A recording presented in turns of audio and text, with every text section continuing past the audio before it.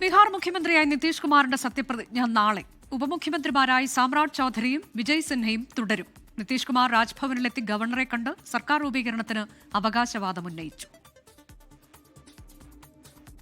പട്നയിൽ ചേർന്ന NDA നേതാക്കളുടെ യോഗത്തിൽ നിതീഷ് കുമാറിനെ കക്ഷി നേതാവായി തെരഞ്ഞെടുത്തു. പിന്നാലെ രാജ്ഭവനിലെത്തി നിതീഷ് കുമാർ ഗവർണറെ കണ്ടു.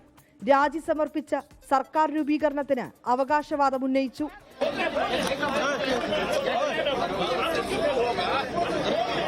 നിലവിലെ ഉപമുഖ്യമന്ത്രിമാരായ BJPയുടെ സാമ്രാട്ട് ചൌധരിയും വിജയ് സിൻഹയും തുടരും. BJPയിൽ നിന്ന് 10 പേരും മന്ത്രിസഭയിലേക്ക് എത്തിയേക്കും. ഹിന്ദുസ്ഥാനി ആവാം മോർച്ചയ്ക്കും രാഷ്ട്രീയ ലോക് മോർച്ചയ്ക്കും ഓരോ മന്ത്രിസ്ഥാനങ്ങൾ വീതം നൽകും. ജനങ്ങൾക്ക് നൽകിയ വാഗ്ദാനങ്ങൾ ഓരോന്നായി നിറവേറ്റാൻ ശ്രമിക്കുമെന്ന് കേന്ദ്രമന്ത്രിയും LJP നേതാവുമായ ചിരാഗ് പസ്വാൻ. कल शपथ के बाद इस बात को पूरा प्रयास किया जाएगा कि जो वादे हम लोगों ने संकल्प पत्र में किए हैं एक एक करके जल्द से जल्द उन वादों पर हमारी NDA की सरकार खरा उतरेगी. നാളെ രാവിലെ 11:30 പട്നയിലെ ഗാന്ധി മൈതാനിയിലാണ് സത്യപ്രതിജ്ഞാ ചടങ്ങുകൾ. പ്രധാനമന്ത്രി നരേന്ദ്രമോദിയും കേന്ദ്രമന്ത്രിമാരും NDA ഭരിക്കുന്ന സംസ്ഥാനങ്ങളിലെ മുഖ്യമന്ത്രിമാരും സത്യപ്രതിജ്ഞാ ചടങ്ങിൽ പങ്കെടുക്കും.